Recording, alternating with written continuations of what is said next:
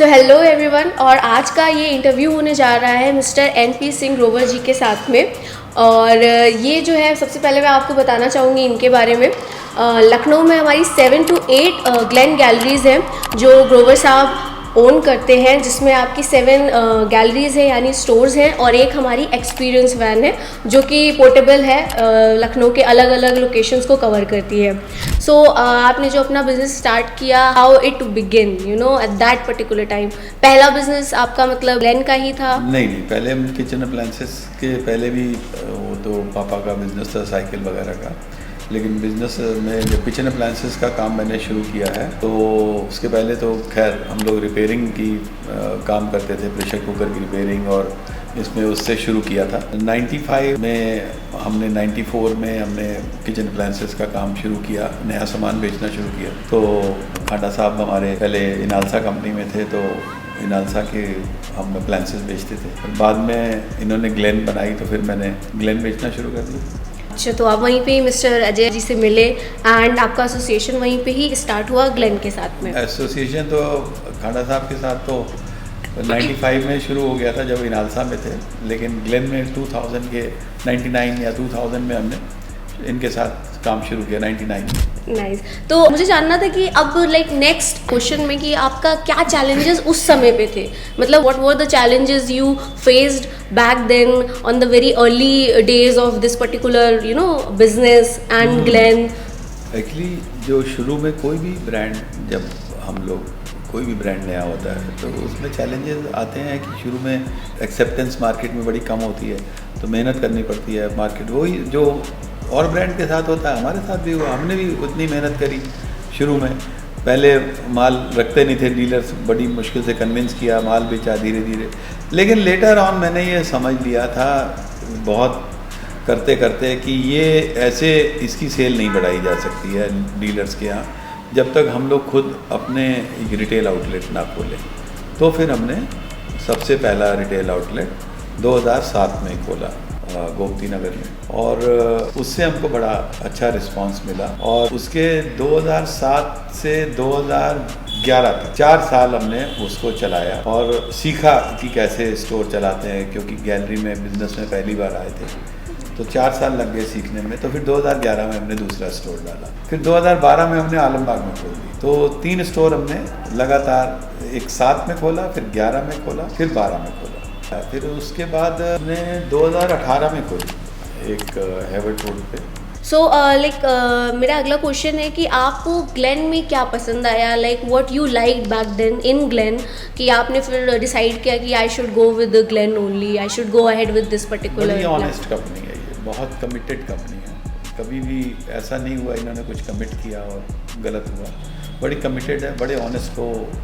मेरा भी ऐसा ही नेचर है, तो इसलिए हम दोनों की अच्छी केमिस्ट्री बनी। सो जैसे कि आप बता रहे थे आप अपने सन के बारे में, अपने बेटे के बारे में, कि उन्होंने आपके बिज़नेस को 2018 में ज्वाइन किया। So now we have him, mister Banmeet Singh जी।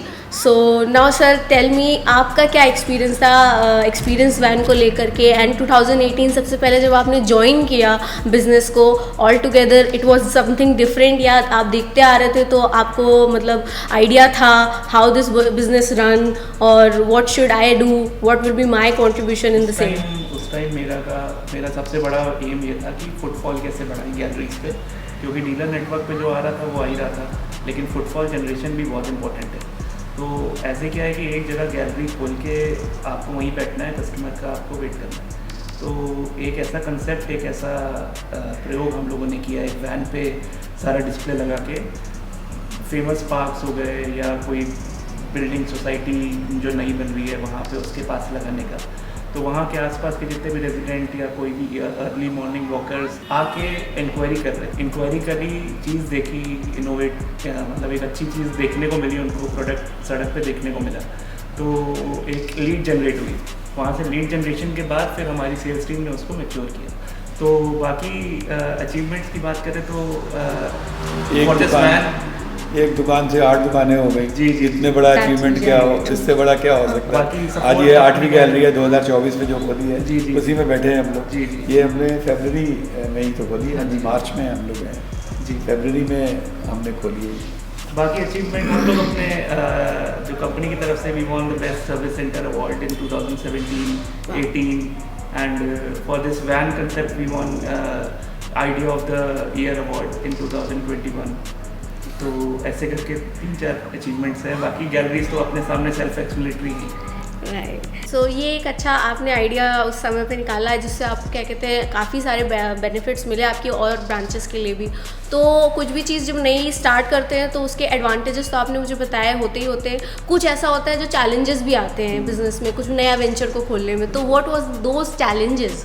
तो जब ये वैन का कंसेप्ट हम लोगों ने थियोरेटिकली डिस्कस किया अजय सर के साथ, हम लोग जब हम लोग आपस में डिस्कस करते थे तो हम लोग को पता ही नहीं था कि करना क्या। तो गाड़ी कौन सी लेनी है, कैसे बनेगा, क्या स्ट्रक्चर होगा, क्या उसका फ्रेमवर्क होगा, कहाँ से चिमनी दिखेगी। तो क्योंकि इंडिया में पहली चीज़ ऐसी बन रही थी तो हमको बिल्कुल भी नहीं आइडिया था कि कैसे होगा, लेकिन कुछ थॉट प्रोसेस दिया, कुछ एक डायग्राम बना के सब कुछ खुद ही किया, उसका डिज़ाइन पूरा, और फिर बोथ साइड विजिबिलिटी के साथ उस वैन पे चिमनी देख सकते हो और प्रोडक्ट्स देख सकते हो। हॉब लगे हुए हैं उसमें, 6 हॉब्स लगे हुए हैं, 8 चिमनी लगी हुई है, अराउंड 20-25 चूल्हे लगे हुए हैं, समझाने के लिए लोग हैं वहाँ पे, पूरी चारों तरफ से ब्रांडिंग है उसमें। So now this is going to be my last question of today. What is the message you both wanna give or share with all? Wish to share with all. मैं तो यही समझता हूँ कि जो हमने बड़े साल डिस्ट्रीब्यूशन का भी काम किया, कई कंपनियों का किया, बहुत सारा काम किया, लेकिन जो मैंने जब से गैलरीज शुरू करी हैं मैंने अपने सारे काम बंद कर दिए। अब मैं सारा फोकस्ड हूँ गैलरीज पे। मेरा ड्रीम है 21 गैलरीज का जो मुझे लखनऊ में करनी है, जो मेरा ड्रीम है। 8 तक तो मैं पहुँच गया हूँ, बाकी बेटा आ गया बिजनेस में तो अब मुझे कोई शक ही नहीं है कि हम लोग वहाँ तक ना पहुँच पाए। लखनऊ बहुत बड़ा है, 21 गैलरीज भी कम है लखनऊ के लिए, लेकिन मेरा ड्रीम है ये, तो मैं ये ज़रूर फुलफ़िल करूँगा, पूरा करके जाऊँगा।